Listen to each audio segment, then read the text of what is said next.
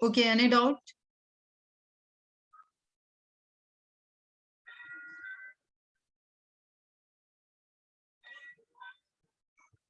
चलो, जो कीवर्ड्स है वो आपको एकदम ध्यान में होने चाहिए, ठीक है? Sporopollenin, exine, intine, internal wall, external wall, pollen sac की वॉल लेयर, पॉलिन ग्रेन का फॉर्मेशन, माइक्रो गैमेटोजेनेसिस, ठीक है? Everything should be clear. उसको अभी रिवाइज नहीं कराएंगे, वो आपको मेरे बोलने के साथ ही समझ में रिकॉल हो जाना चाहिए एकदम। ओके,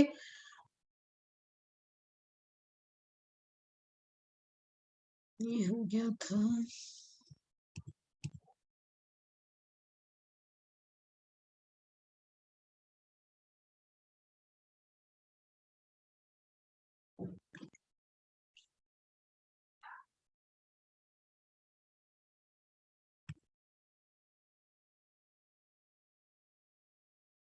ये हो गया था ना? हो गया। चलो, यहां से देखना था अपने को। Pollen grains of many species cause severe allergy. याद है जिम्नोस्पर्म के टाइम में अपन ने एक डिजीज के बारे में बात की थी?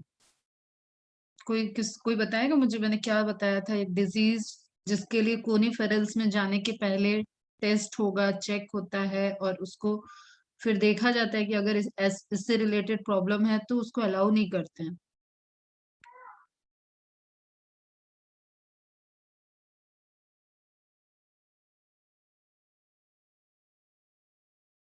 हम्म। Hay fever, hay fever. Golden dust याद है? Golden dust, what is golden dust?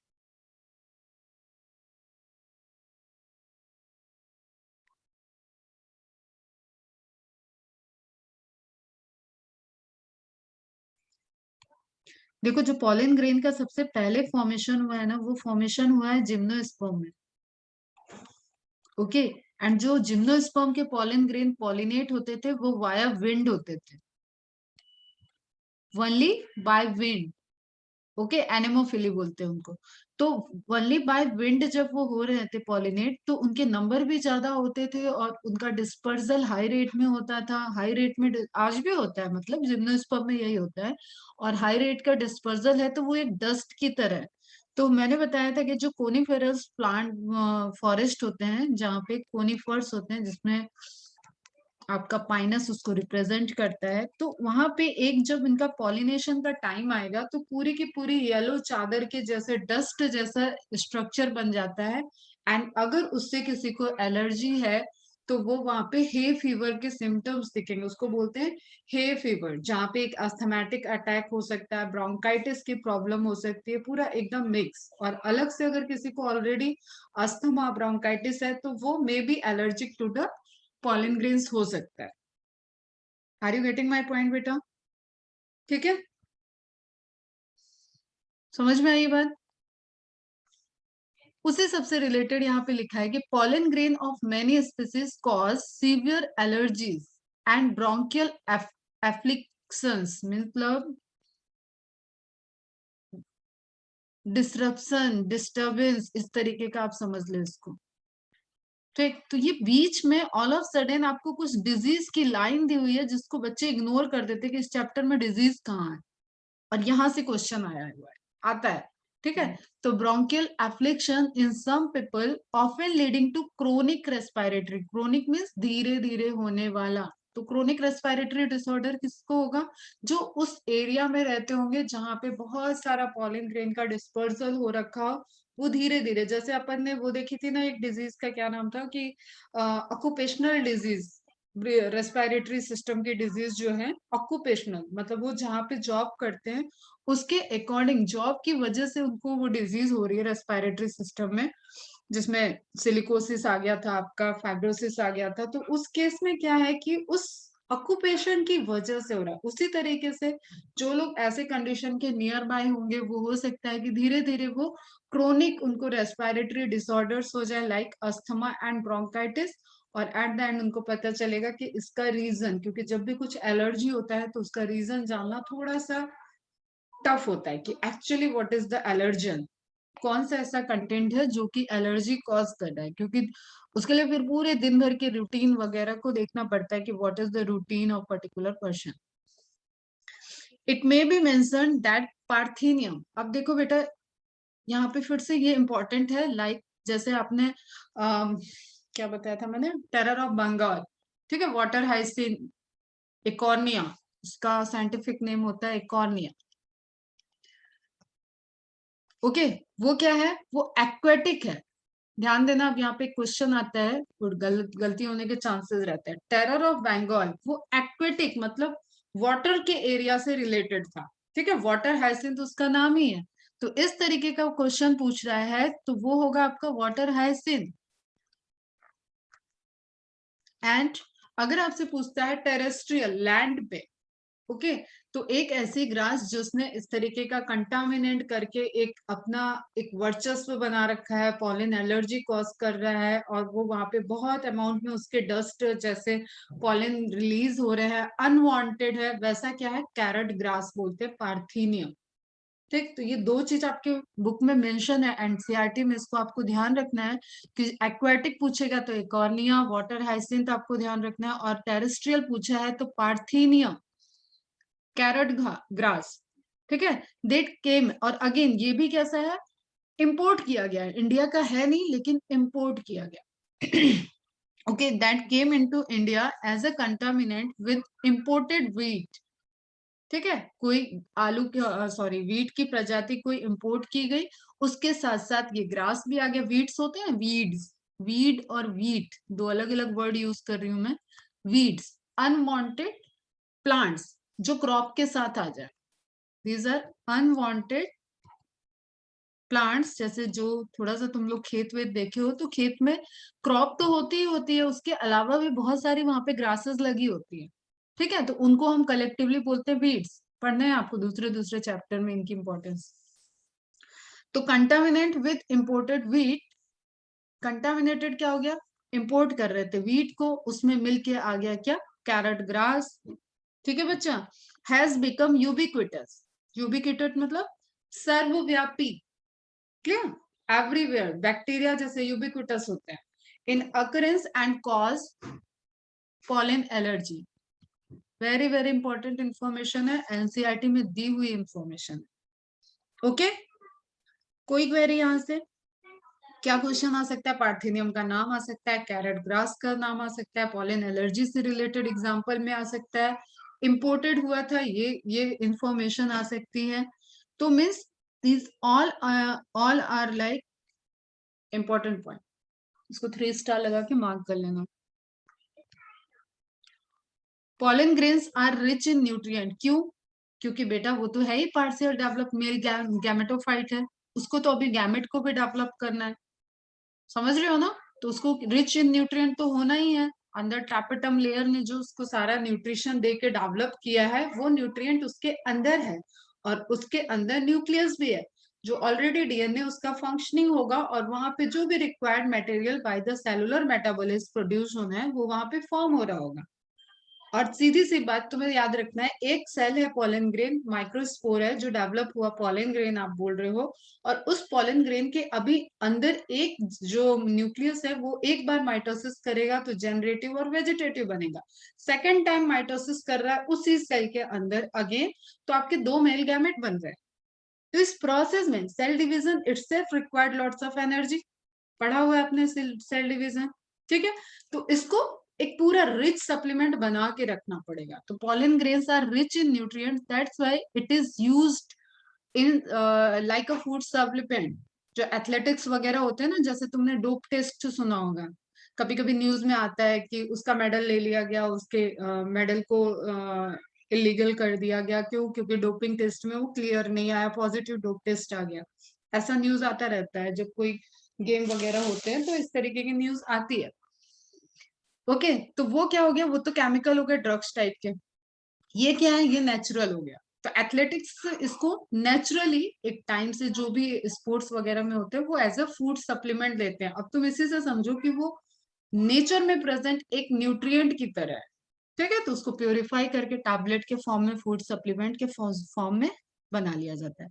It has become a fashion in recent year, mark कर लेना, ये बहुत पुरानी टेक्नोलॉजी नहीं है, ठीक है। सब बायोटेक्नोलॉजी के बाद में ये सब ओरिजिनेट हुआ है। recent year to use pollen tablet as food supplement.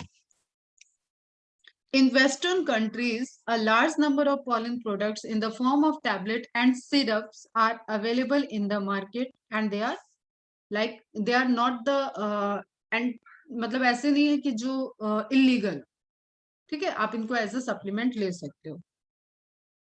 Pollen consumption has been claimed to increase the performance of athletes, पार करना, and race horses, ठीक है। हॉर्स रेस देखे होगे, किसी किसी मूवी में रहता है, लोग हॉर्स पे दाव लगाते हैं, दौड़ रहा है, कौन जीतेगा कौन हारेगा, तो उस सब केसेस में भी हॉर्सेस के लिए यूज किया जाता है।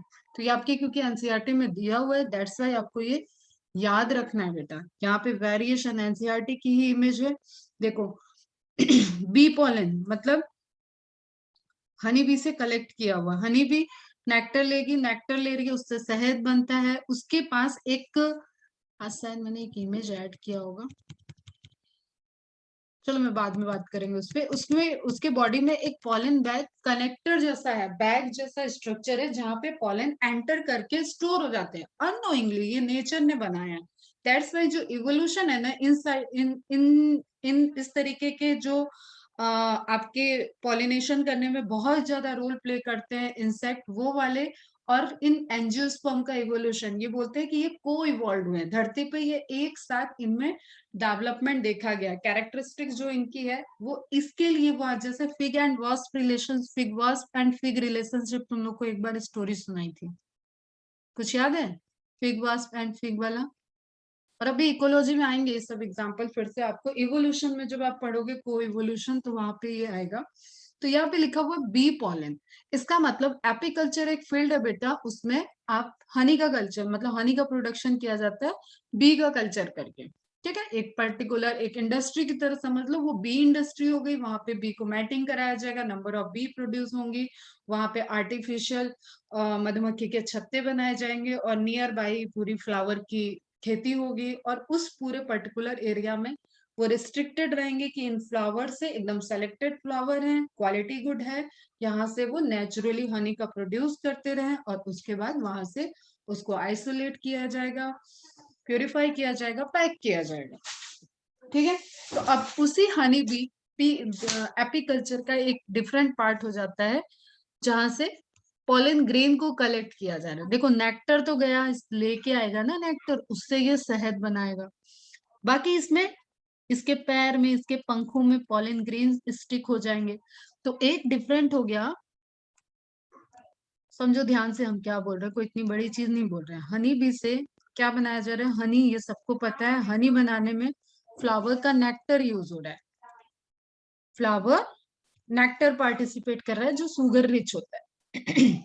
दूसरा क्या हो रहा है, इससे पॉलन ग्रेन अटैच हो जा रहा है जब ये नेक्टर ले रहा है, ओके।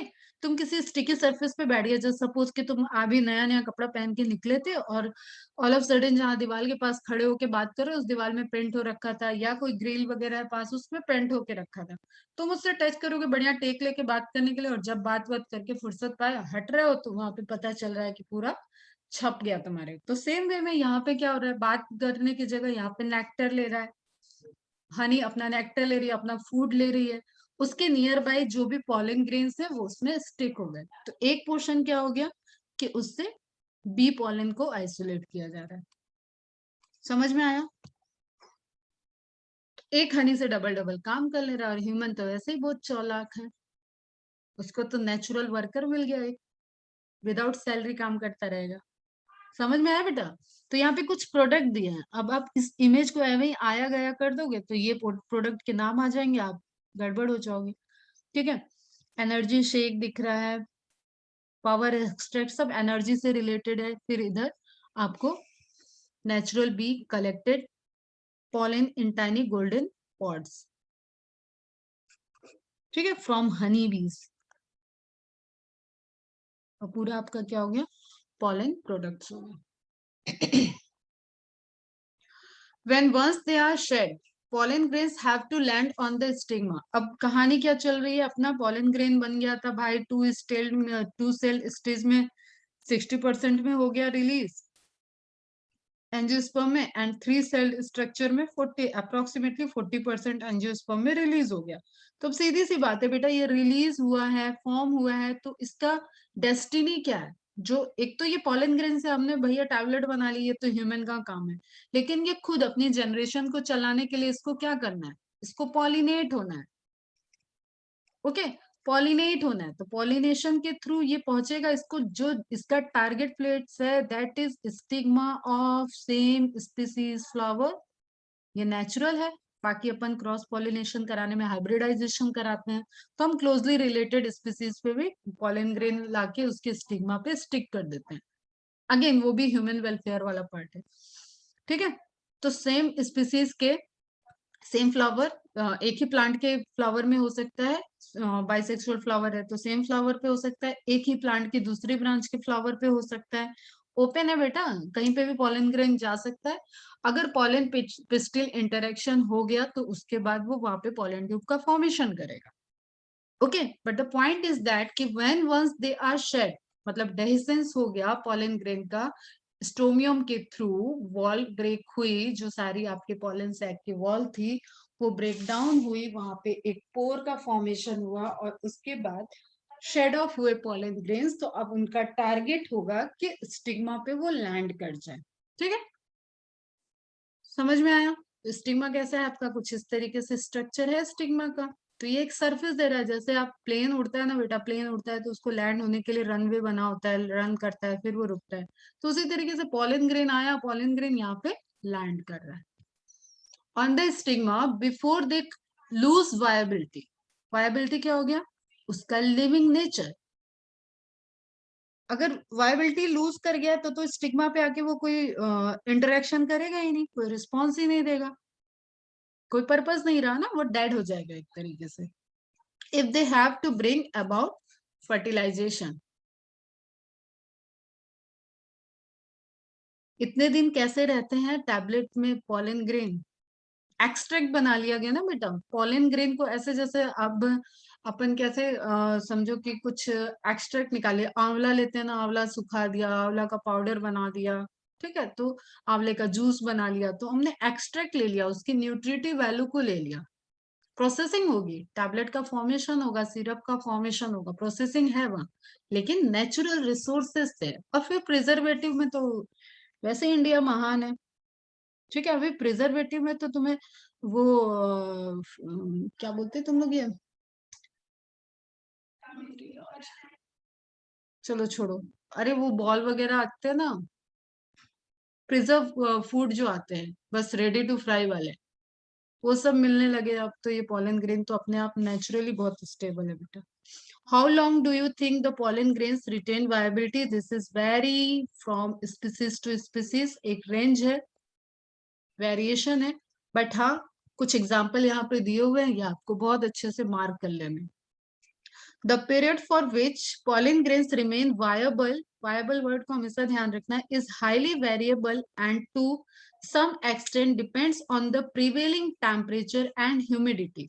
उस स्पीसीज का क्या नेचर है, वो किस टेम्परेचर पे मूव कर रहा है, वो किस एरिया में प्रेजेंट है, वहाँ ह्यूमिडिटी कितनी है, उसकी सर्वाइबिलिटी कितनी है, वो उस टेम्परेचर में कितने टाइम तक वायबल रह पाएगा, उसकी रिक्वायरमेंट क्या है, वो लो टेम्परेचर वाला प्लांट है, वो हाई टेम्परेचर वाला प्लांट है, ठीक है, जेरोफिटिक प्लांट है, एक्वेटिक प्लांट है, बहुत सारे फैक्टर हैं, तो उसके according species to species the viability of pollen grains show variations. Clear, ये मार्क कर लेना, prevailing temperature and humidity deal करना कि टेम्परेचर और ह्यूमिडिटी से किस तरीके से उस स्पीसीज का नेचर है। अब ऑब्वियसली जो जेरिक प्लांट होगा, जो जेरोफिटिक है, उसमें भी फ्लावर बन रहे हैं बेटा, तो उसके फ्लावर पॉलिनेट होंगे, तो वो बहुत एकदम एडवर्स कंडीशन में, तो वो वैसे ही उनका फेवरेबल कंडीशन है, दे आर जेरिक प्लांट, ठीक है। खुशी खुशी के लिए कोई उनको पानी में डाल दे तो वो ग्रो ही नहीं करेंगे, वो तो उनकी वायबिलिटी खत्म हो जाएगी। लो, इन सम serials such as rice and wheat, pollen grains lose viability within 30 minutes. ध्यान रखना unit, minutes of their release, and in some members of Rosaceae, Leguminaceae and Solanaceae. Representative तुम्हारे दिमाग में आ जाना चाहिए, इनको कौन कौन रिप्रेजेंट कर रहा है। they maintain viability for months. Okay, तो एक रेंज है पूरा। You may have heard of storing semen, sperms of many animals, including human, for artificial insemination. Okay, ठीक है। अब देखो यहाँ पे तुम्हें दो वर्ड समझना पड़ेगा। पहले इंसेमिनेशन क्या है, जो मेल और फीमेल के बीच में जब कॉपुलेशन होता है, क्वाइटस होता है, तो उस ड्यूरेशन में जो सीमेन रिलीज होता है, semen is the fluid which contain sperm. Simple सी, अभी सिंपल लैंग्वेज में पढ़ते हो, बाकी आपको पढ़ना पूरा है कि सीमेन के कंपोजिशन क्या क्या क्या क्या प्रेजेंट होता है सीमेन में। फ्लूइड विच कंटेन स्पर्म, ठीक है। तो नेचुरल प्रोसेस क्या होती है, इंसेमिनेशन। जब ड्यूरिंग कॉपुलेशन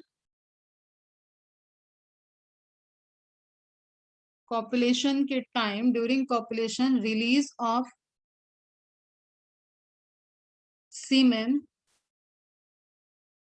इन फीमेल ऑर्गेनिल्स, ठीक है। जो भी उसकी फीमेल पार्टनर होगी पर्टिकुलर एनिमल की, उसके थ्रू इंटरनल फर्टिलाइजेशन के लिए जो सीमेन को रिलीज कर रहा है, that process is known as insemination. Word को ध्यान रखना, ठीक है। Process is insemination, okay.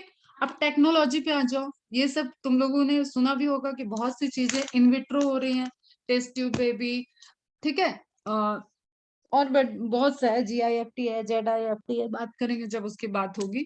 तो एक एक ऐसी कंडीशन हो गई कि स्पर्म ट्रैवल नहीं कर पा रहा है, लेकिन स्पर्म प्रोड्यूस हो रहा है, या एक फीमेल है उसको उसके फ्यूजन वाले कंडीशन ठीक है, लेकिन जो ट्रैवल वाला पोर्शन है वो ठीक नहीं है। तो उस केस में क्या हुआ, डायरेक्ट, अब इसका जो साइट है फर्टिलाइजेशन का, that is fallopian tube. Female में फैलोपियन ट्यूब में फर्टिलाइजेशन होता है, मेल और फीमेल गैमेट बनते हैं। ध्यान से सुनना, ठीक है। तो मैं मेल और फीमेल गैमेट का तो बनना ठीक है दोनों कपल के बीच में, लेकिन वहां पे इंसेमिनेशन की प्रॉब्लम है, नेचुरली इंसेमिनेट नहीं हो पा रहा है। तो उस केस में क्या होता है, मेल से स्पर्म को कलेक्ट करके, ये इनविट्रो हो गया, आर्टिफिशियल हो गया। मेल से स्पर्म को कलेक्ट करके ट्रांसफर कर दिया जाएगा डायरेक्ट फीमेल में, ट्रांसफर इन फीमेल ऑर्गन में। पढ़ना है ये सब, अभी इसके लिए बहुत परेशान मत हो, वो आया है वर्ड इसलिए मैं बता रही हूँ। तो इंसेमिनेशन को हमने आर्टिफिशियली किया ना, यहाँ पे समझ में आया। स्पर्म तो रिलीज हुए लेकिन आर्टिफिशियली हुए, तो उस केस में उसको क्या बोला गया, आर्टिफिशियल इंसेमिनेशन। अब कभी जब ऐसा कोई कपल है जो कि फर्टिलिटी नहीं शो कर रहा है, जो कंसीव नहीं कर पा रहा है, तो उस केस में क्या होता है कि स्पर्म को स्टोर किया जाता है, एग को आइसोलेट किया जाता है। एग के फॉर्मेशन, स्पर्म फॉर्मेशन तो ऐसा है कि हर 24 आवर्स में स्पर्म नए फॉर्म हो जाते हैं, अगर मेल हेल्दी है तो, ओके। अदरवाइज स्पर्म के ज्यादा ही नाटक है, उसके काउंट, उसकी मूवेबिलिटी, सब कुछ डिपेंडेंट है। लाखों में स्पर्म आते हैं और उसमें से कोई एक स्पर्म के फ्यूज होने के चांसेस फिर भी बहुत कम होते हैं, ठीक है। और एग एक ही होता है लेकिन उसके फ्यूज होने के चांसेस ज्यादा होते हैं।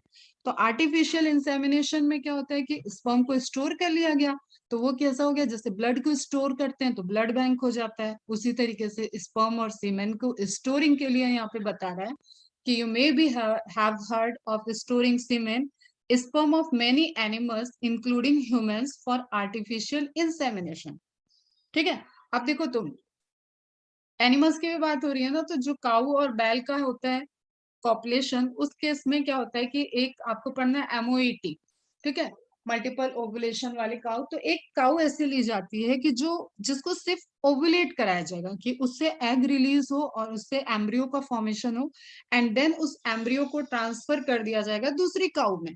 तो गैस्ट्रेशन पीरियड करने के लिए ये सब ह्यूमन के तामझाम है बेटा, सब ह्यूमन ने ये सब निकाल दिया है। गैस्टेशन पीरियड के लिए दूसरे काउ में ट्रांसफर कर दिया और एग प्रोड्यूस कर रही थी दूसरी काउ, तो उसको बार बार उसको क्या किया जाएगा, आर्टिफिशियली इंसेमिनेट किया जाएगा, क्योंकि that cow is superior property होगी उसमें कुछ। ठीक है, सुपीरियर क्वालिटी लिख लो तुम, सुपीरियर क्वालिटी की काउ, सुपीरियर क्वालिटी का aux.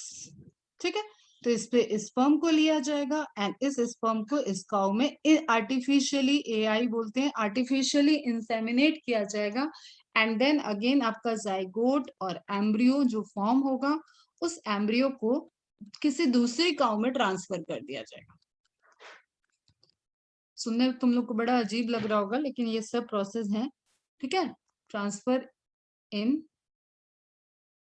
Second cow for gestation. चलो समझ जाना, इज इट क्लियर?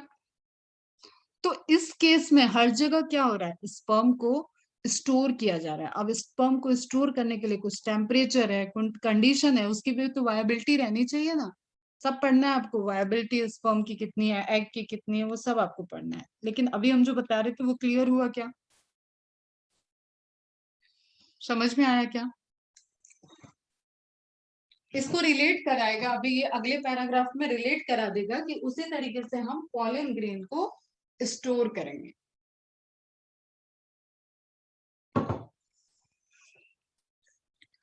तो उसको चलो क्लियर है, गुड। सबका रिप्लाई नहीं आ रहा है।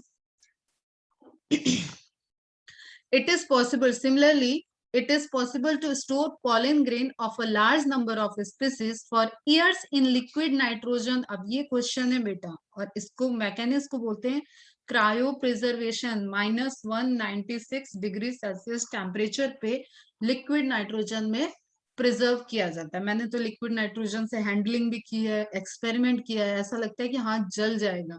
वो इतना ठंडा होता है कि जलाने जैसा, आग जैसा हो जाता है। मतलब आई कांट एक्सप्लेन जब तक आप उसको देखोगे नहीं।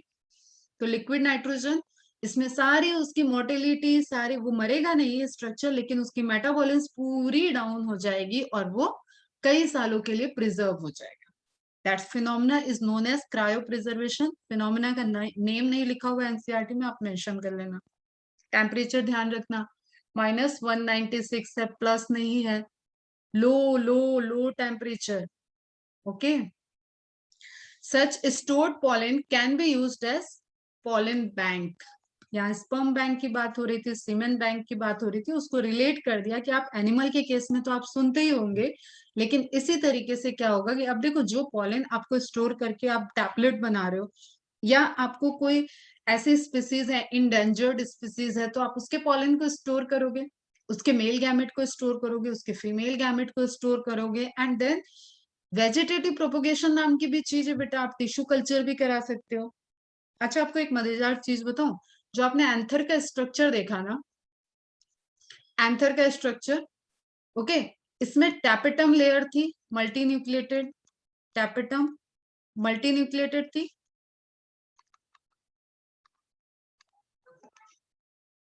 जो माइक्रोस्पोर बन रहे थे वो क्या था, माइक्रोस्पोर और डेवलप्ड माइक्रोस्पोर या पॉलन ग्रेन कह लें हम, उसका क्या है नेचर, मतलब ये पॉलीप्लॉइडी है। समझना, बस हम बताना क्या चाह रहे हैं, तुमको टेक्नोलॉजी की चीज बता रहे हैं और ये क्वेश्चन आता है। माइक्रोस्पोर जो है वो हुए थे हैप्लॉइड। ठीक है, एक्सेप्ट माइक्रोस्पोर, आपकी तीनों लेयर, एपिडर्मिस को आप छोड़ दो, एंडोथीशियम, मिडिल लेयर, तीनों नहीं दोनों लेयर, एंड स्पोरोजिनस टिश्यू, तीनों स्ट्रक्चर, ये सभी क्या थे, डिप्लॉयड इन नेचर। याद आ रहा है, डिप्लॉयड इन नेचर। अब हमारे पास हार्मोनल स्टडी और इंडक्शन, हम इंड्यूस कर सकते हैं रूट एंड शूट को फॉर्मेशन, ये मैंने तुम्हें हार्मोन उसमें ही बता रखा है। फिर हमारे पास tissue culture, plant tissue culture technology आ चुकी है। तो हम एक सैंपल से, मतलब अगर आपने एक एंथर लिया ना, you can develop haploid, diploid और टेट्राप्लॉयड, ट्रिप्लॉयड प्लांट्स। ह्यूमन कर सकता है ऐसा प्लांट के केस में। Are you getting my point? क्योंकि उसके पास एक सिंगल सेल से वो स्टार्ट होता है। एक बार बताया हुआ है तुम लोग को, callus formation, amorphous growth of cells, tissues, amorphous tissues जिसका कोई शेप और कुछ अभी डिफाइन नहीं है, वो मेरिस्टेमेटिक इन नेचर है। देन ऑक्सिन, साइटोकाइनिन, जिब्रेलिन, उन सब से ट्रीटमेंट किया जाएगा टाइम टू टाइम। तो they starting developing of root system and shoot system. Okay बेटा, तो इस तरीके की टिश्यू कल्चर टेक्निक को अगर आपको यूज करना है और you want to grow a plant with haploid nature, diploid nature और polyploid nature from a simple एक single structure, then that structure is anther. समझ में आई ये बात? ठीक है। अब हम बात जो कर रहे थे पॉलन बैंक की, पॉलन ग्रेन्स को हम स्टोर करके रखना चाह रहे हैं, प्रिजर्व करके रखना चाह रहे हैं for different different crop breeding programmes. देखो बेटा, क्रॉप होगा तो सीड आप खाते हो, मल्टीपल आप ग्रेन्स को लेते हो यहां से। समझ में आ रहा है ना? ठीक है। सीड्स के अंदर ही होता है एम्ब्रियो। अगर आप कई सारे क्रॉप को फनाना चाह रहे हो, कोई आपको मिल गया है कि बहुत सुपीरियर क्वालिटी का है, जैसे आप बायोटेक वाले पोर्शन में पढ़ोगे, गोल्डन राइस बनाया गया है, बासमती राइस का एक वेरिएशन है, जेनेटिकली इंजीनियर्ड राइस है golden rice, which is rich in vitamin A. Okay, तो अब इस राइस को बना दिया गया है, ह्यूमन मेड राइस है, नेचर में नहीं था ये। ओके, तो अब हमें उसकी क्रॉप ब्रीडिंग प्रोग्राम करना है, तो हमें क्या करना होगा? उस राइस के जीन्स को सेव करके रखो, आगे उसको फ्यूज कराते रहो, उससे नई क्रॉप बनाते रहो। ठीक है।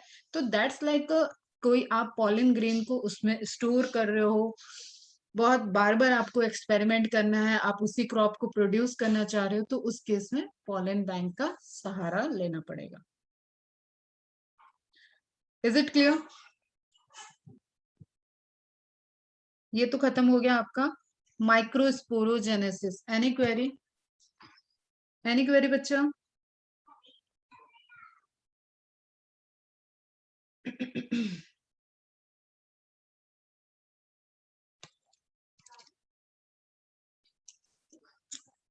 यहाँ पे जहाँ पे आपका इमेज था ना पॉलन, ये वाला, यहाँ पे आप एक स्टार मार्क करके नोट्स लिख लेना।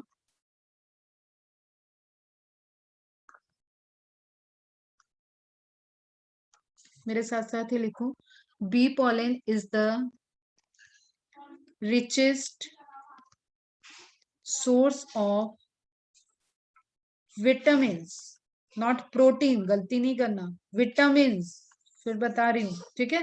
प्रोटीन में जाओगे तो तुम्हें क्लोरेला पढ़ा रखा है, स्पाइरुलिना क्लोरेला, वो होता है single celled algae. Source of vitamin found in nature in a single food, या एज अ सिंगल फूड, कुछ भी लिख लो, विटामिन ध्यान रखना बस।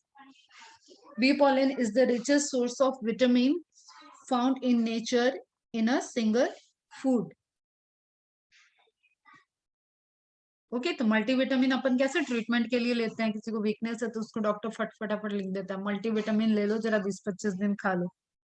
कोई ज्यादा ही वीक है तो एकदम खाते रहो बेटा, खाते रहो।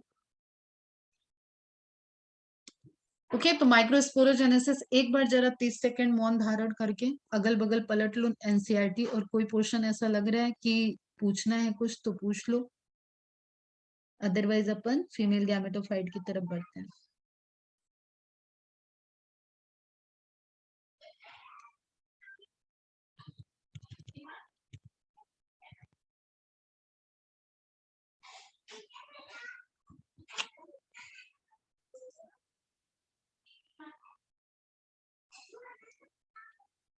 क्रायो प्रिजर्वेशन समझ में आ गया? टेम्परेचर क्या है क्रायो प्रिजर्वेशन के लिए? -196 डिग्री सेल्सियस। कंटेंट क्या है? लिक्विड नाइट्रोजन उसमें प्रिजर्व किया जाता है। अच्छा, एक इंपॉर्टेंट यहाँ पे इंफॉर्मेशन मुझे देनी थी, वो मैं मिस कर रही थी। गुहा एंड महेश्वरी साइंटिस्ट लिख लो, ये मेरे बहुत फेवरेट, इनसे मैं महेश्वरी सर से मिली भी हूँ। गुहा एंड महेश्वरी, इनकी बुक भी मैंने पढ़ी है। ठीक है, यही है जो जिन्होंने पहली बार इस तरीके का टिश्यू कल्चर किया था। और जब हम लोग बायोटेक पढ़ते थे तो इनकी बुक टिश्यू कल्चर की पढ़ी हुई है मैंने। तो टिश्यू कल्चर टेक्निक यूज करके इन्होंने हैप्लॉइड फर्स्ट, पूरे वर्ल्ड में, मतलब इंडिया साइंटिस्ट बहुत कम ही चांस मिलता है, लेकिन प्लांट के केस में है, जेसी बोस भी है प्लांट के केस में। Haploid first plant, first plant नहीं, फर्स्ट इसको टर्म देते हैं androgenic. Androgenic means human originated, human made, natural नहीं, human made. First androgenic haploid plant को प्रोड्यूस किया था। अब हम ये क्यों बोल रहे हैं हैप्लॉइड प्लांट, तुमको ध्यान जाना चाहिए, because naturally angiosperms are diploid. Main plant body उनकी क्या होती है, डिप्लॉयड। बट अभी मैंने बोला ना कि टिश्यू कल्चर के लिए आपने सैंपल यूज कर लिया माइक्रोस्पोर को, पॉलन ग्रेन को, ठीक है। तो यू मतलब साइंस इतना जानता है कि उसको इंड्यूस करके हम विदाउट रेडिकल एंड प्रीम्यूल हम वहां से रूट एंड शूट सिस्टम को डेवलप कर सकते हैं। Just it needed the hormonal combination and nutrient material, ठीक है। तो माइक्रोस्पोर से डेवलप किया था इन्होंने और हैप्लॉइड प्लांट को बना दिया। एंड इवन प्लांट का भी नाम नोट कर लेना, धतूरा। धतूरा सुना है ना, वही धतूरा, उसको इन्होंने मेड किया था, ठीक है। तो that is the first haploid androgenic plant was developed by the Guha and Maheshwari.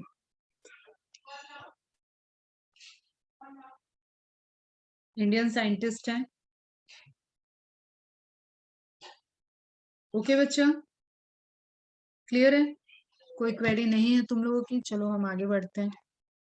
अब नेक्स्ट पोर्शन अपना क्या रहेगा, पिस्टिल, मेगास्पोरेंजियम, ओव्यूल, ये सब नाम एक ही से रिलेटेड है। और तुम जानते हो ये किसकी बात हो रही है, ये फीमेल रिप्रोडक्टिव रिंग की बात हो रही है। That ring is gynoecium ring, okay, जिसके अंदर स्ट्रक्चर क्या होगा, जैसे अभी आपने देखा मेल गैमेटोफाइट। मेल गैमेटोफाइट कौन था, पॉलन ग्रेन, उसके अंदर बना है मेल गैमेट। सेम वे में फीमेल गैमेटोफाइट कौन होगा, एम्ब्रियो सैक, जिसके अंदर आपका 8 न्यूक्लिएटेड 7 सेल स्ट्रक्चर आता है। आज मैंने मैसेज किया था, थोड़ा सा रिवाइज करो तुम लोग फटाफट से। मॉर्फोलॉजी में फ्लावर वाला पोर्शन, इनफ्लोरेसेंस रिवाइज करो, फ्लावर पढ़ो, फ्लावर के ओवरी के पोजीशन के अकॉर्डिंग जो डिफ्रेंशिएट किए थे वो पढ़ो, एस्टिवेशन पढ़ो, प्लेसेंटेशन पढ़ो, ये सब पढ़ के रख लो। 8 न्यूक्लिएटेड 7 सेल स्टेज वहां पे बताई हुई है, कुछ याद आया? ठीक है बेटा।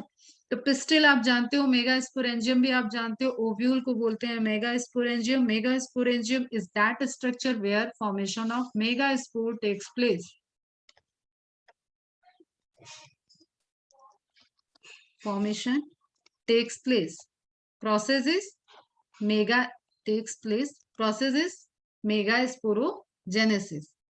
ओके बच्चा, ठीक है। एंड एम्ब्रियो सेक, वही जो आपका फाइनल एक स्ट्रक्चर बना था, synergid and micropylar, sorry, synergid and egg apparatus वाला पूरा, एंड आप अंदर एक ओव्यूल के अंदर आपने स्ट्रक्चर देखा। तो पिस्टिल के अंदर है megasporangium, that is ovule, and megasporangium के अंदर, ओव्यूल के अंदर बनेगा एम्ब्रियो सैक। एम्ब्रियो सैक के अंदर होगा एग, जिसको करना है फर्टिलाइज, किसके साथ, उस मेल गैमेट के साथ जो पॉलन ग्रेन के अंदर आ रहा है। इतनी बात clear? This is the basic. Reproduction होना है, फर्टिलाइजेशन हो रहा है, तो मेल गैमेट और फीमेल गैमेट की लोकेशन तो हमें कतई नहीं भूलना है। तो फीमेल गैमेट कहाँ बनता है, फीमेल गैमेट एम्ब्रियोसाइक के अंदर बोलता है। एम्ब्रियोसाइक कहाँ है, एम्ब्रियोसाइक ओव्यूल के अंदर है। ओव्यूल कहाँ है, ओव्यूल ओवरी के अंदर है। ओवरी कहाँ है, ओवरी पिस्टिल के अंदर है। कार्पल बोल लो, पिस्टिल बोल लो, एक ही कहानी है। इवन अब इसको जिम्नोस्पर्म से अगर टर्म कनेक्ट करना है तो याद रहना चाहिए मेगा स्पोरोफिल। मेगा स्पोरोफिल, ऐसा लीफ लाइक स्ट्रक्चर विच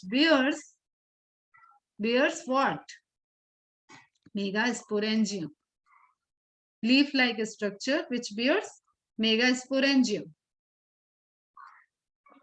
अब ये सब मुझे तो याद है, तुम देखो तुम्हें कितना याद आ रहा है, कितनी याददाश्त जा रही है, तो जस्ट अपनी याददाश्त को खंगा लो। मैंने फिर भी एक बार बता दिया तो इसको रिवाइज करा करो, ठीक है। ये टर्म सुन सुन के ऐसा लग रहा होगा अरे कभी तो सुना था, कहीं तो पढ़ा था, कभी तो देखा था।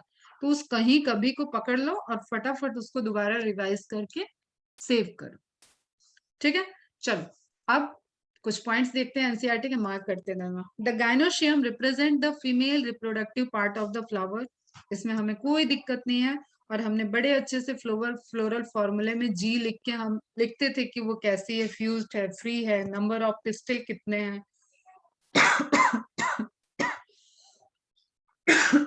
सॉरी, तो सबसे इंटरनल रिंग हो जाता है।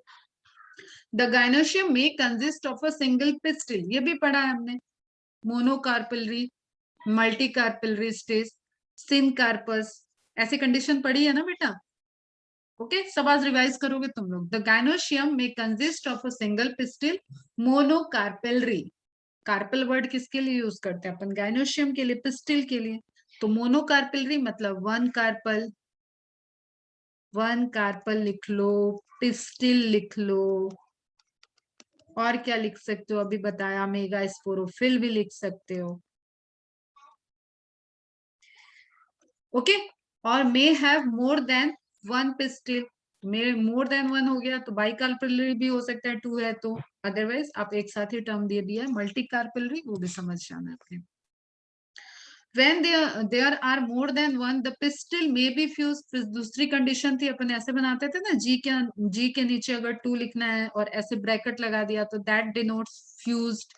चलो आज पूरा रिवाइज नहीं करना, फ्लोरल फॉर्मूले रिवाइज करना। रिप्रेजेंटेशन और फ्लोरल फॉर्मूला जो आपको तीन फैमिली दी हुई है, प्लस ब्रेसिकेसी जो कुकर बिटा आपने सरसों का पढ़ा था, मस्टर्ड का, वो चार फ्लोरल फॉर्मूला, फ्लोरल डायग्राम आज रिवाइज करोगे, होमवर्क है तुमका।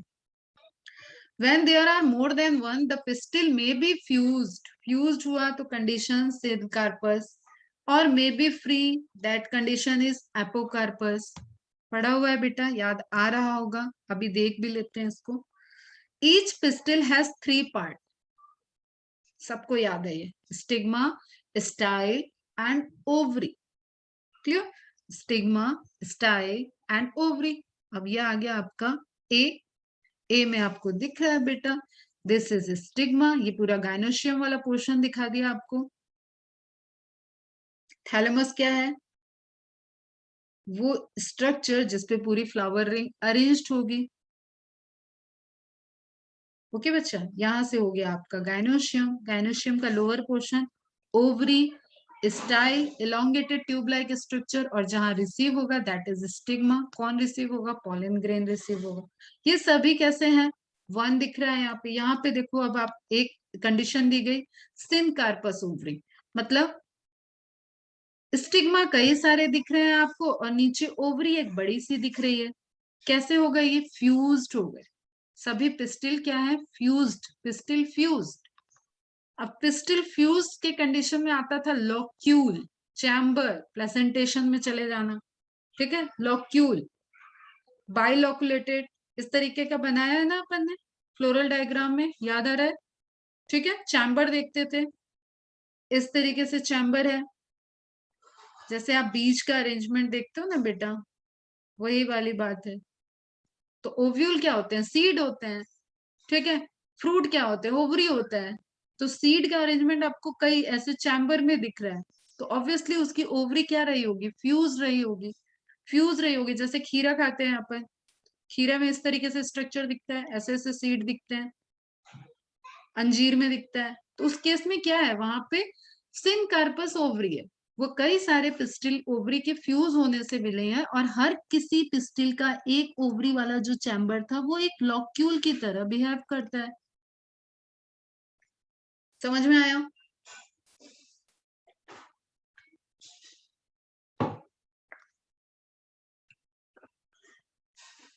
ओके भाई, समझ में आ रहा है तो हाँ बोलो ना। एक ही एक बच्ची यार जिम्मेदारी ले रखी है, हर बार रिप्लाई सिर्फ उसी का आता है। पूरा हम चैट का अगर स्क्रीनशॉट भेज दें ना, तो सिर्फ एक स्टूडेंट है क्लास में जो रिप्लाई करती है घंटे। तुम लोग बेटा थोड़ा सा भी मेरा रिस्पेक्ट नहीं है क्या? हम जो चीख रहे हैं, चिल्ला रहे हैं, पढ़ा रहे हैं, पढ़ाई हुई चीज को फिर से बता रहे हैं। तो सिर्फ वो भी मैंने बोला शॉर्ट में लिखो वाई, वाई ओनली क्लियर है तो यस लिखो, यस भी नहीं लिखना, वाई लिखो, फटाफट लिखो, फटाफट आगे बढ़े। तो ये आपको कैसा दिख रहा है, फ्यूज है। और सी केस में आपको कैसा दिख रहा है, कई सारी मल्टी कार्पेलरी स्टेज है और जिसमें फ्यूज भी नहीं है। देखते हैं सी वाला, देखो एपोकार्पस फ्री रहेगा, पिस्टिल फ्री है, and multicarpellary syncarpous pistil of Papaver. अब देखो ये एग्जांपल ना यहाँ फिगर के नीचे दिया हुआ है और ये क्वेश्चन में आ रहा है अभी, ठीक है। ये आपको नोट डाउन करने पड़ेंगे बेटा, आप अपना 100% अगर करना चाहते हो ना तो एग्जाम्पल वाले में तो मैम कुछ कर नहीं सकती है ना, ये आप ही को पढ़ना है, आप ही को याद करना है। ए क्या हो गया, a dissected flower of hibiscus showing pistil, other floral parts have been removed, obviously तभी यहाँ दिख नहीं रहा है। बी क्या शो कर रहा है, multicarpellary syncarpous stage pistil of Papaver. A क्या है, सी में, सी क्या शो कर रहा है, ए मल्टी कार्पेलरी एपोकार्पस जहाँ पे पिस्टिल फ्यूज नहीं हुए हैं और एपोकार्पस गायनोशियम प्रेजेंट है of Michelia. A diagrammatic view of a typical, ये देखेंगे अपन एनाट्रोपस ओव्यूल की जब बात करेंगे तब। इतना समझ में आया, इतना रिकॉल हुआ। ये फीमेल का पूरा स्ट्रक्चर, यहाँ पे क्या कंडीशन है, एक तो आपका गायनोशियम रिंग प्रेजेंट है, गायनोशियम रिंग में हमारा 3 पार्ट है, stigma, style and ovary.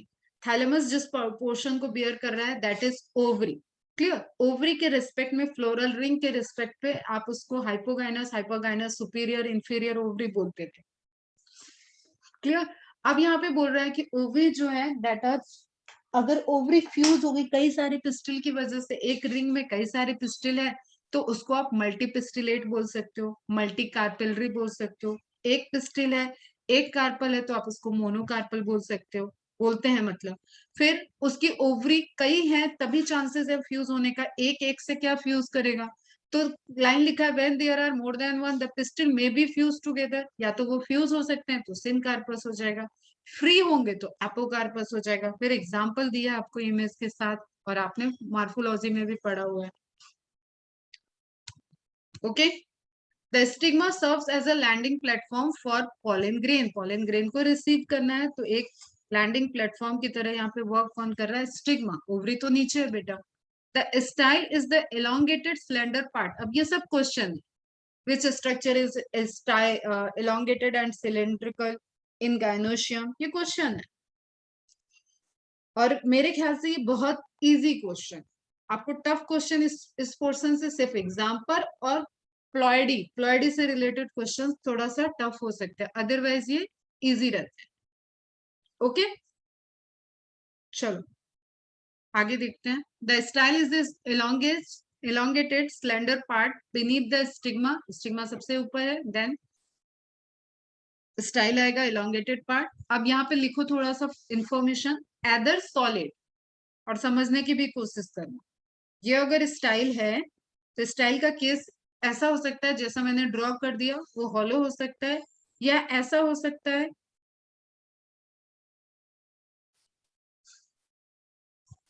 Okay ऐसा हो सकता है। तो ये क्या हुआ, मैंने फिल कर दिया, फिल होने के लिए यहाँ पे तो कलर नहीं ना आएगा, वहां पे क्या आएगा, सेल्स आएंगे। तो एदर सॉलिड, सेलुलर, ओके, समझ में आ रहा है, सॉलिड होगा, सेलुलर होगा, तो सेल होगी तो फिर से सेल वॉल होगी, मिडिल लैमेला होगा क्योंकि प्लांट का पोर्शन है,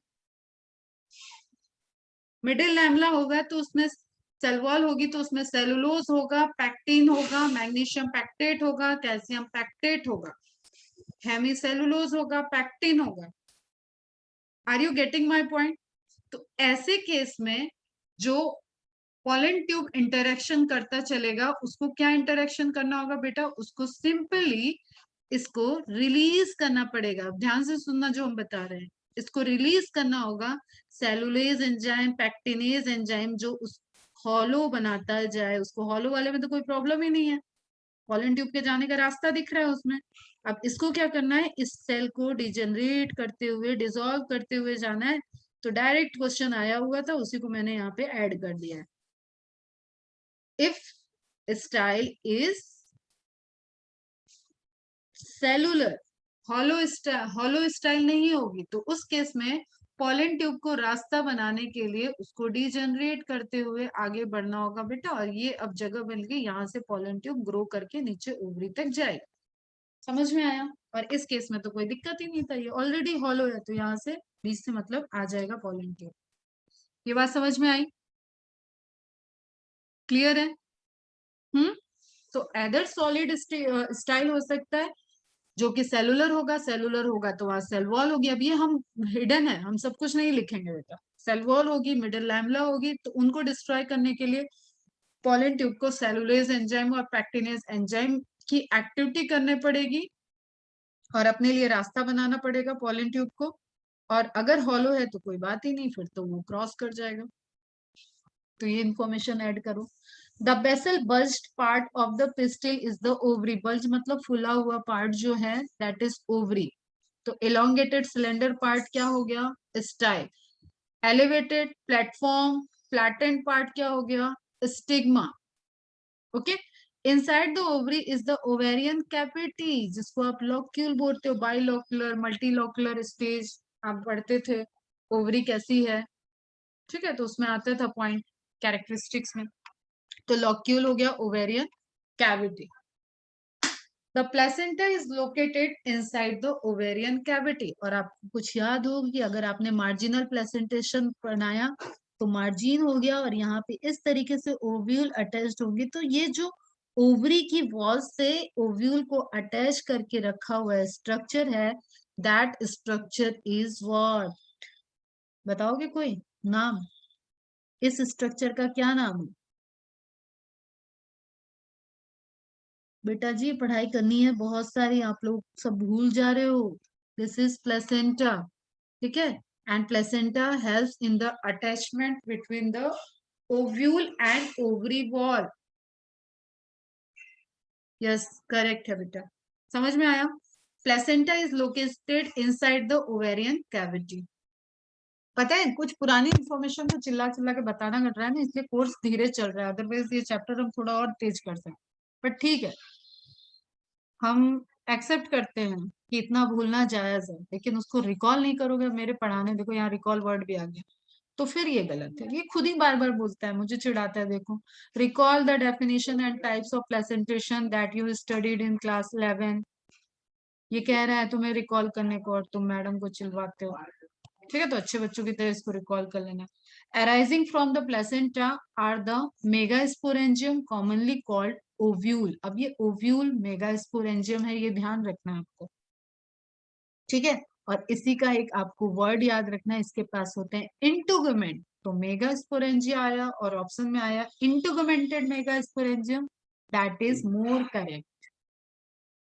समझ में आया बच्चा? पिस्टिल को आपने बोला था मेगा स्पोरोफिल। अब देखो, मैं तुम्हें ऐसे बना के दे सकती हूँ, कभी भी दोबारा बता सकती हूँ, लेकिन तुम क्या कर रहे हो ये भी तो बताओ। मैं कहूँ पिस्टिल को कह दिया मेगा स्पोरोफिल, ओव्यूल को कह दिया मेगा स्पोरेंजिया, तो भाई ये तो मैंने पहले भी बताया हुआ है और बार बार बताऊंगी, तुम्हें याद ही नहीं हो रहा है, तो उसमें हम क्या करें? मेगा स्पोरेंजिया, इसके अंदर बनेगा एग, एग को बोलोगे मेगा स्पोर। तो ये एक सीरीज चल रही है, ठीक है। एंड पिस्टिल के ही लोअर बल्जस पोर्शन जिसके अंदर ओव्यूल है उसको आप बोल रहे हो ओवरी। ओवरी डेवलप होगा तो फ्रूट बनेगा, ओव्यूल डेवलप होगा तो सीड बनेगा। तो ये आपको पूरा स्ट्रक्चर जो कहते हैं ना, इमेज क्लियर रहना चाहिए। चलो वापस आते हैं। Arising from the placenta are the megasporangia commonly called ovule. Mark करो, छोटी छोटी गलतियां होती हैं, ओके। अभी तुम इसके एमसीक्यू सॉल्व करना स्टार्ट करो, तुम्हें मिलेंगे क्वेश्चन जो मैं तुम्हें बता रही हूँ। The number of ovules in an ovary may be 1। Wheat है, पैडी है, मैंगो है, इन सभी में क्या है? एक एक ओव्यूल दिख रहा है, एक बीज आपको अंदर दिखता है, बोलो हाँ कि ना। तो वो कैसा हो गया? मल्टी ओव्यूल हुआ या सिंगल ओव्यूल हुआ? Single ovule. यस बेटा, टू मेनी। पपीता देखो आप, वाटरमेलन देखो, ऑर्किड्स देखो, इन सभी में क्या है? कई सारे बीज हैं, जो कई सारे बीज हैं वो मल्टी ओव्यूलेटेड होंगे ऑब्वियसली। उनके अंदर, ओवरी के अंदर कई सारे ओव्यूल प्रेजेंट होंगे। जैसे अभी मैंने एग्जांपल दिया आपको कि आप खीरा कट करते हो, देखो ना, आज खीरा समझ रहे हो ना, तुम लोग क्या बोलते हो यार, वहां कुछ और भी बोलते हैं, ककड़ी बोलते हो तुम लोग से। अरे कुकुम्बर, कुकुम्बर तो दूसरा भी एक होता है। इस तरीके का सैलेड में खाते हैं, कि स्ट्रक्चर ग्रीन कलर का ऐसा स्ट्रक्चर दिखता है। हम्म, उसी तरीके से अब ये आप क्या देख रहे हो, इसके अंदर कई सारे बीज दिख रहे हैं, तो ये उसका लॉक्यूल हो गया, मतलब वो सिन कार्पस ओवरी का रहा होगा, वो आगे जाके जो फ्रूट बना है तो वो फ्यूज्ड ओवरी दिख रही है, और हर ओवरी में कई सारे ओव्यूल दिख रहे हैं आपको, वही सीड बन गया आगे जाके। चलो अब आगे बढ़ते हैं। The megasporangium that is ovule, let us familiarise ourselves with the structure of a typical angiospermic ovule, जो कि उसका आप उसी इमेज में देखोगे तो डी वाला पोर्शन रहेगा, जहां पे अभी आपने सिनकार्पस एपोकार्पस ओवरी को देखा। Okay, the ovule is small structure attached to the placenta by means of a stalk called funicle. पहला एमसीक्यू, घुसते ही एमसीक्यू मिला आपको, term funicle. Funicle, funicle is that structure which attached, ovule का वो structure जो प्लेसेंटा से attach है। अरे बेटा देखो, ये हो गया ओवरी का वॉल, ये हो गया प्लेसेंटा, ये अटैच्ड हुआ ओव्यूल, ठीक है। तो ओव्यूल किसी पॉइंट पे अटैच्ड है, दैट इज फ्यूनिकल। समझ में आया? Hilum is different thing, hilum से मत कंफ्यूज होना, वो आते हैं उसपे। The ovule is a small structure attached to the placenta by means of a stalk called funicle।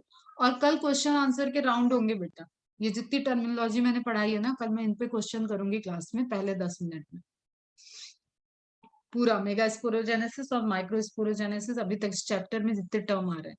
The ovule is a small structure attached to the placenta by means of a stalk called funicle। The body of the ovule fuses with the funicle in the region called hilum।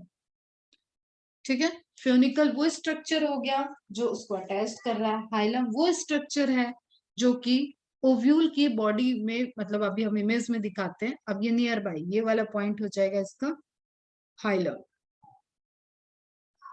अभी image में देखते हैं तो ज्यादा clear होगा। Okay, funicle, funicle hilum closely related है, और ये गलत होता है। फ्यूनिकल से ओवरी का, ओव्यूल का जो पार्ट है दैट इज हाइलम, और हाइलम से ओवरी मतलब फ्यूनिकल, ये कुछ इस तरीके से समझो, देखो ovary wall, ovary wall, placenta, ऐसे ही लिख लेना बस, तुम तो ऐसे ही लिख लो, प्लेसेंटा, प्लेसेंटा अटैच्ड है फ्यूनिकल से, फ्यूनिकल अटैच्ड है हाइलम से, और सब बहुत क्लोजली रिलेटेड है, तो फ्यूनिकल भी ओव्यूल का पार्ट हो जाता है, एंड हाइलम अटैच्ड, हाइलम हो गया पार्ट ऑफ ओव्यूल। सिंपल, ये दोनों ही ओव्यूल के पार्ट में आ जाते हैं, एंड प्लेसेंटा वो है जो आपका प्लेसेंटेशन कर रहा है, अटेस्ट कर रहा है। दस हाइलम रिप्रेजेंट, अब ये स्टार पॉइंट लगाना, the junction between ovule and funicle. देखो मैंने कहा लिखा हाइलम को, सीक्वेंस तुम्हें भी क्लियर रहना चाहिए, बार बार रिपीट कर रही हूँ। ये सब क्वेश्चन अगर गलत करके मेरे पास आए ना, मैम हाइलम कहाँ होगा, फ्यूनिकल कहाँ होगा, तो ये वाले लेक्चर खोल के ध्यान से कर लेना कि मैम ने कितना गला फाड़ के चिल्ला के बताया था। Funicle, funicle, hilum, hilum, ovule, तो ऐसा स्ट्रक्चर जो ओव्यूल और फ्यूनिकल को अटैच कर रहा है that is hilum. Direct question है sir. Each ovule has one or two protective envelopes called integuments, that's why वहां पे मैंने लिखा था integumented megasporangium। एंजियोस्पर्म की जो मेगास्पोरेंजियम होती है that is integumented megasporangium ovule, gymnosperm में नहीं होता है, यहाँ पे होता है। Integument encircle the nucellus. अब ये स्ट्रक्चर याद रखना, इसको आपको एनालॉज करना है किसके साथ, टैपेटम लेयर के साथ। माइक्रोस्पोरोजेनेसिस में न्यूट्रिशन प्रोवाइड कर रहा था टैपेटम, यहाँ पे न्यूट्रिशन प्रोवाइड करेगा न्यूसेलस। ओके, न्यूक्लियस नहीं है, न्यूसेलस है, ध्यान से देखना स्पेलिंग को। Integuments encircle the nucellus except, again ये क्वेश्चन अगली लाइन में, except at the tip where a small opening called the micropyle is organized. और कुछ याद आ रहा हो तो मैंने ओव्यूल पढ़ाते वक्त दो एंड बताए थे, chalazal end and micropylar end. Okay, और माइक्रोपाइलर एंड पे ही है एग, सिनर्जी, इधर थे एंटीपोडल सेल और बीच में सेंट्रल न्यूक्लियाई. कुछ इस तरीके से स्ट्रक्चर पढ़ाया था. ठीक है, अभी आते हैं इमेज में, घबराओ मत.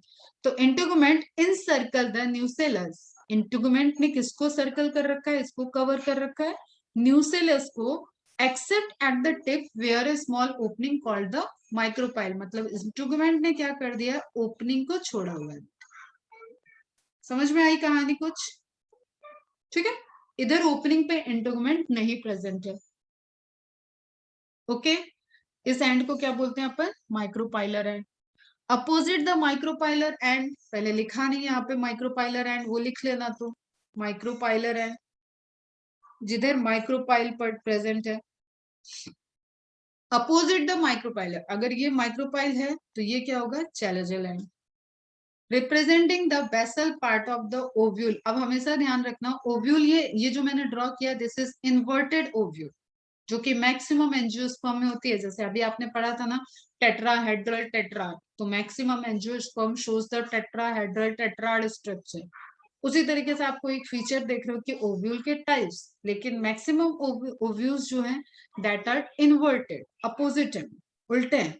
तो बेसल पार्ट इसका, आप स्ट्रक्चर पे जाओगे, ऐसे अगर मैंने स्ट्रक्चर ड्रॉ किया है तो आप यहाँ पे बोलोगे, एक मिनट, ऐसे स्ट्रक्चर ड्रॉ किया तो आप बोलोगे मैम ये बेस है, ये टिप है. नहीं, ये उल्टी है. ठीक है, तो ये बेस हुआ चैलोजल एंड ये हो गया micropyle. Representing the basal part of the ovule, underline this. अब ये दी हुई है आपकी एनसीईआरटी की इमेज बेटा, एकदम ध्यान से धीरे धीरे अच्छे से समझो. ठीक, सबसे पहले हमने वर्ड लिया था कौन सा, सबसे पहले वर्ड आया अपना फ्यूनिकल.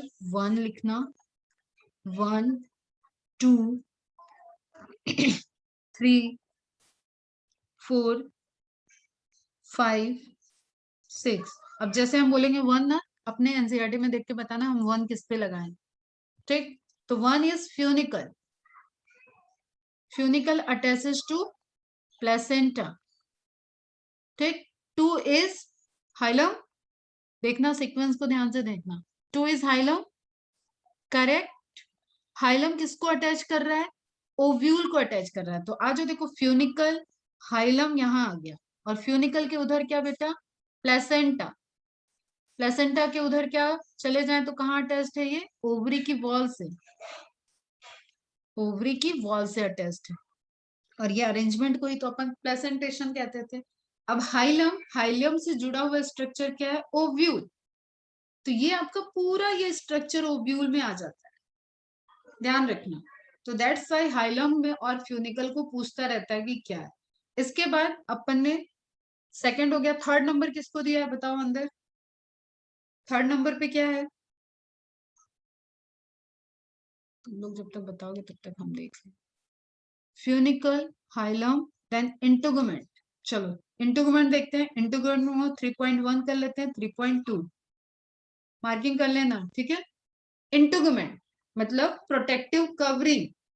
किसको कवर किया था इंटुगमेंट ने, न्यूसेलस आ गया होगा. 4 पे न्यूसेलस लिखो, यहाँ पे 4 न्यूसेलस. न्यूसेलस ये दिख रहा है आपको, न्यूसेलस के ही टिश्यू में मॉडिफिकेशन होगा और वहां पे एम्ब्रियो सैक का डेवलपमेंट होगा, उसको पढ़ते हैं. तो यहाँ तक की बात हो गई थी अपनी.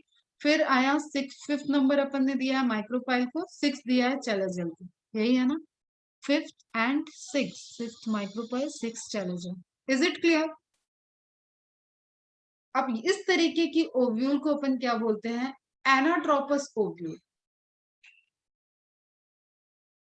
ओके, ये इमेज ही उल्टी बना दी गई है ताकि आपको ऐसा लगे कि चैलोजल पोल नीचे है, वेसल को समझाने के लिए. एक्चुअली ये अरेंजमेंट इस तरीके से होता है. इसको आप हाथ को ऐसे झुका के रखो अपने पाम को, और उसके बाद ऐसे उठा दो. तो आप कलाई से, रिस्ट से मोड़ो ऊपर और नीचे, ऊपर और नीचे. एक बार आप कलाई से इस तरीके से मोड़ दो ऐसे सारे फिंगर्स को, और एक बार आप ऐसे उठा दो. You can feel that chalazal end नीचे होता है, लेकिन आप उसको है कैसा, वो इन्वर्टेड है, आपकी हथेली मुड़ी हुई है इस तरीके से। समझ में आई बात, कहानी? यहाँ गलती करोगे तो तुम्हारी जिम्मेदारी भाई, मैं तो बहुत बार बार रिपीट कर रही हूँ इस चीज को। That type of ovule is anatropous ovule. Okay, embryo sac के बारे में अभी बात नहीं हुई है, इसलिए इसके भी एम्ब्रियोसाइक वाले स्ट्रक्चर को अभी फोकस नहीं करते हैं। रेफे नोट डाउन करो, रेफे। रेफे तुम्हारा कहाँ आया? हाइलम से आगे, हाइलम से आगे, this portion is raphe. Raphe भी पूछा जाता है। इंटरगुमेंट वाले पोर्शन में हाइलम का एक्सटेंशन, देखो ये एक्चुअली ये वाला इमेज ज्यादा करेक्ट है, funicle, hilum, then this is पूरा, that is raphe. Okay, raphe पूछा जाता है। न्यूसेलस न्यूट्रिटिव मटेरियल है, इंटरगुमेंट हो गया, एंटीपोडल, सेंट्रल, ये भी बात करते हैं। एग, इस पे नहीं बात करना। Is it clear? इतना समझ में आया तुम लोगों को? ओके, अब सारी लेयर को भूल जाओ, सिर्फ अरेंजमेंट को देखो, सिर्फ अरेंजमेंट, अरेंजमेंट को देखो। ये है डिफरेंट डिफरेंट टाइप के ओव्यूल, डिफरेंट डिफरेंट प्लेसेंटेशन। ये जहां पे आपको दिख रहा है ना, ये स्टॉक होगा, ये स्टॉक होगा, ये स्टॉक होगा, ये आपका जाएगा फ्यूनिकल, फ्यूनिकल जाएगा प्लेसेंटा से अटैच्ड होगा। लेकिन आप माइक्रोपाइलर एंड को, अभी इस पे एक चीज और फोकस करना था आपको, इंटरगुमेंट कहाँ पे नहीं है, दैट स्ट्रक्चर इज माइक्रोपाइलर, यही लिखा था थ्योरी में, जहां पे इंटरगुमेंट नहीं है। Okay, and this is anterior part, this is basal part, ये आपकी एनसीईआरटी कह रही है और ध्यान रखना है। तो अब आप माइक्रोपाइलर एंड को ही देखो, ये कभी उल्टा है नीचे की तरफ, कभी हॉरिजॉन्टल दिख रहा है, कभी एक सीध में दिख रहा है। तो एक आपको ये पूछा जाता है ऑर्थोट्रोपस वाला, ऑर्थोट्रोपस वाले में आपका सभी एक्सिस माइक्रोपाइलर, देखो ध्यान से सुनना, micropylar, hilum, hilum and funicle, ये सभी क्या है, एक एक्सिस पे आते हैं। देखो पहले यहाँ से बहुत क्वेश्चन आते थे, हम चाहें तो इस पे अभी आपको सबके एग्जांपल और उस पे बात कर सकते हैं, ये सब मेरा पढ़ा हुआ पोर्शन है। तो ऑर्थोट्रोफस में क्या होता है कि एक एक्सिस में माइक्रोपाइल, हाइलम एंड फ्यूनिकल एक एक्सिस पे आते हैं, और किसी में इस तरीके से नहीं रहेगा। एनोट्रोपस मोस्टली, मोस्ट एंजियोस्पर्म्स हैव एनोट्रोपस, और इसी का नाम आपके एनसीईआरटी के इमेज में भी दिया हुआ है। जस्ट उस इमेज को लेकिन अपोजिट बना दिया गया, इन्वर्टेड, आपकी हाथ की हथेली को ऊपर की तरफ, आप इस तरीके से पकड़ो या इस तरीके से पकड़ो, उस तरीके से स्ट्रक्चर को डेविएट कर दिया गया। ओके, हेमी एनाट्रोपस आपका सेमी वाला एनाट्रोपस दिख रहा है, इन्वर्टेड है लेकिन पूरा नहीं है। कैंपाइलो ये सब अभी अब नहीं पूछता है। एम्फीट्रोपस, सर्सिनोट्रोपस, आपको सिर्फ ये ध्यान रखना है कि there are different different type of arrangement of ovule and you have to be focused for the anatropous which is mostly present and orthotropous जिसमें एक ही एक्सिस पे micropylar, hilum and funicle attached होते हैं। ओके, ये screenshot ले लो, थोड़ा सा पढ़ लेना, एनाट्रोपस एंड ऑर्थोट्रोपस। सारे स्ट्रक्चर जब तुम्हें समझ में आएंगे ना, तो ये पॉइंट भी समझ में आ जाएंगे। अभी तुम आज सिर्फ शांति से ये देखना कि माइक्रोपाइल क्या था, हाइलम क्या है, फ्यूनिकल क्या है, ओव्यूल कहाँ होगा, न्यूसेलस कैसा है, माइक्रोपाइलर एंड क्या होता है, चैलेंजल एंड क्या होता है। ठीक है, फिर हम ये मैकेनिज्म जब पढ़ा देंगे तो एक बार फिर से हम लोग इस ओव्यूल पे वापस आ जाएंगे। Enclosed within the integuments is a mass of cells called nucellus. देख लिया हम लोगों ने लेबलिंग में, अब पॉइंट फटाफट देखते हैं। Cells of the nucellus have abundant reserve food material, तो इसको आपको कंपैरेटिव किससे करना है बेटा, मेगा माइक्रोस्पोरोजिनस की tapetum layers. Located in the nucellus is the embryo sac which is female gametophyte. Direct question है, इनलार्ज किया, एनसीईआरटी में मार्क करो, your duty. An ovule, gametophyte is the plant structure which produce gamete. तो अभी egg आपका gamete है, egg इसके अंदर ही बनेगा। And ovule generally has a single embryo sac, बेटा ध्यान से अंडरलाइन करो, एक ओव्यूल के अंदर एक embryo sac found from a megaspore. Okay, and ovule generally has a single embryo sac formed from a megaspore. अभी देखते हैं पूरा डिवीजन को. प्रोसेस क्या हो जाएगी? Mega sporogenesis. Mega sporogenesis. अब देखो यहाँ पे मैंने बात नहीं की जैसे आर्चिस्पोरियल सेल से डेवलपमेंट का था, उन सब चीजों की बात नहीं हुई. तो एक छोटा सा फ्लो चार्ट यहाँ पे तुम लिख सकते हो. सेम सेल है जैसे आपकी वहां पे थी मैच्योर एंथर का, यंग एंथर का, वहां से आपने स्टार्ट किया था. तो कुछ आपकी मेरिस्टेमेटिक सेल है वो डिवाइड करेंगे, उनको आपने बोल दिया आर्चिस्पोरियल सेल. ये माइटोसिस करेगी तो अगेन प्राइमरी पेराइटस सेल्स बनेंगी एंड प्राइमरी स्पोरोजिनस सेल्स बनेंगे. तो पीपीसी एंड पीएससी बन गए. ठीक है. पीएससी क्या प्रोड्यूस करेगी? Megaspore mother cell, MMC. वहां पे दोनों में डिफ्रेंशिएट करने के लिए मैंने पीएमसी लिखवाया था, पॉलन मदर सेल. ठीक है. पॉलन मदर सेल, ये क्या हो गया? Megaspore mother cell. Okay. PPC में डिवीजन हो रहा है और ये ही डिवीजन की वजह से फाइनली आपका न्यूट्रिटिव लेयर बनेगा. पॉलन सैक की तरह मल्टी लेयर वाली कोई चीज नहीं है यहाँ. डायरेक्ट माइटोसिस से बनने वाला स्ट्रक्चर क्या हो गया? न्यूसेलस. तो this is 2n, this is 2n, this is 2n, this is 2n. Ploidy based question आता है, दिस इज 2n. कहीं अभी मियोसिस हुआ ही नहीं तो सब 2n रहेंगे. यहाँ पे होगी मियोसिस, मियोसिस के रिजल्टेंट बनेंगे एग सेल. तो जब एग बनेगा तो वो क्या हो जाएगा? आपका n. ठीक है. लीनियर अरेंजमेंट होगा, रिजल्टेंट 4 बनेगा, 3 डिजेनरेट हो जाएगा, सिर्फ एक डेवलप होगा एग में. ये अभी प्रोसेस देखना है आपको, इसके लिए टेंशन नहीं लेना. चलो इसको हम हटा देते, बाकी तुम स्क्रीनशॉट ले लो. वहां पे क्योंकि मल्टी लेयर थी इसलिए उसको आपको डिटेल में पढ़ना था. यहाँ उस तरीके से कुछ नहीं है, सिंपल आपका जो ये ओव्यूल वाला स्ट्रक्चर बना बेटा, एनोट्रोपस ओव्यूल. आप अगर ड्रॉ करना चाहो इस तरीके से आपने ड्रॉ किया. एंटोगमेंट बनाओ हमेशा, बाहरी इंटोगमेंट, उसका हाइलम, उसका फ्यूनिकल, रेफे स्ट्रक्चर बनाओ. फिर आपको पता है इस मास ऑफ जो सेल्स इसके अंदर है यहीं पे मेरिस्टेमेटिक एक्टिविटी होगी. तो इस मेरिस्टेमेटिक के रिजल्टेंट कुछ आर्चिस्पोरियल सेल बन गई. आर्चिस्पोरियल सेल अब डिवाइड करेगी तो पीपीसी और पीएससी का फॉर्मेशन हो जाएगा. क्लियर है? स्क्रीनशॉट ले लो इसका.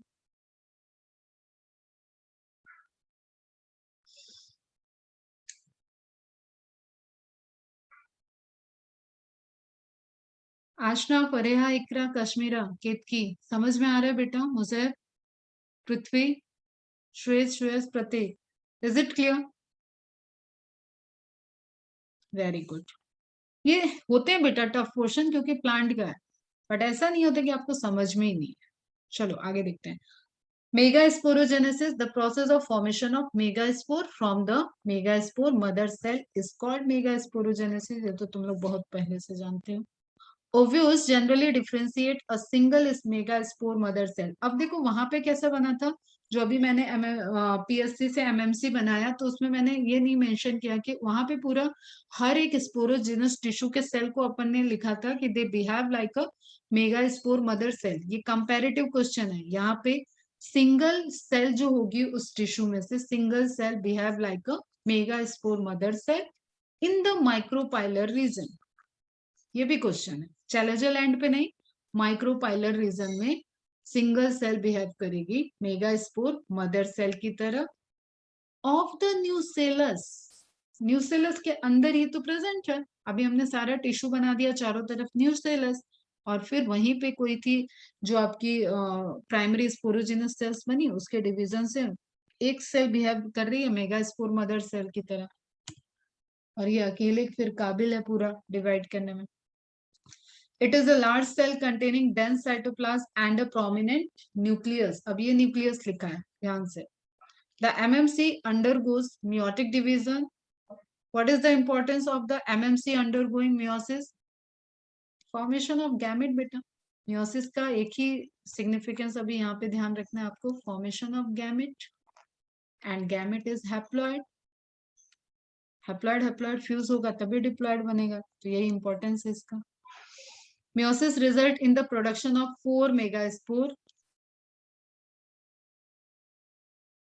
ओके, अब देखो आप, ये हो गई आपकी न्यूसेलस की सेल्स। इसी में एक सेल अपने आप को अलग कर रही है, मेगास्पोर मदर सेल की तरह बिहेव कर रही है। मेगास्पोर मदर सेल एक सिंगल न्यूक्लियस है। माइक्रोपाइलर एंड हो गया, चैलोजेल एंड हो गया। अब ये मेगास्पोर डिवाइड कर रही है, तो फर्स्ट मियोसिस होगा तो मेगास्पोर डायड। सेकेंड मियोसिस होगा, यहाँ पे लिख लेना मियोसिस 1। बस यहीं पे एंड करेंगे बेटा अब, है ना। मियोसिस 2, सेकेंड मियोसिस से रिजल्टेंट क्या बना, टेट्राड बनेगा सेम वे में। ओके, उसके बाद जेनरेट हो जाएंगे 3 और एक माइक्रोपाइलर एंड की तरफ आपका, अभी नहीं, एक माइक्रोपाइलर नहीं, आप बस इतना ध्यान रखो कि ये डिजेनरेट हो जाएंगे और एक बिहेव करेगा मेगास्पोर की तरह, ठीक है। और मेगास्पोर फिर मॉडिफाई होगा और आपका रिजल्टेंट जाएगा 7 सेल्ड 8 न्यूक्लिएटेड स्ट्रक्चर, जिसको आप बोलते हो डेवलप्ड एम्ब्रियो सैक। इसके डेवलपमेंट को कल पढ़ेंगे, अभी आज ज्यादा हो जाएगा, ठीक है। पढ़े हुए हो तुम लोग, एंजियोस्पर्म पढ़ाते वक्त मैंने थोड़ा सा इसका सब कुछ बताया हुआ है तुम्हें, डबल फर्टिलाइजेशन कैसे होता है, सेंट्रल सेल क्या है, एंटीपोडल सेल क्या है, सिनर्जिड सेल क्या है, एग सेल क्या है, फिलिफॉर्म अपेंडेजेस क्या होते हैं, ये सब तुम लोग पढ़े हुए हैं। तो जस्ट इस डेवलपमेंट को अपन कल देखते हैं, डिवीजन को देखते हैं कि ये किस तरीके से जो न्यूसेलस बना है वहां पे ये जो मेगास्पोर एक मेगास्पोर वाइटल रह जाएगा, वो वायबल वाइटल मेगास्पोर कैसे एम्ब्रियो सैक को डेवलप करेगा, वही थ्योरी में लिखा होता है, तो develop from the megaspore cell. Okay बच्चा, तो यहाँ तक रिवाइज कर लेना, कल देखते हैं पॉलिनेशन को देखेंगे, इसको कंप्लीट कर लेंगे, देन पॉलिनेशन देखेंगे, अगर और टाइम मिला तो पॉलिंग पिस्टिल इंटरेक्शन भी देखेंगे। और थोड़ा आज का टाइम देना, रिवाइज करो, रिवाइज करो। चलो बाय बाय बच्चा, बाय।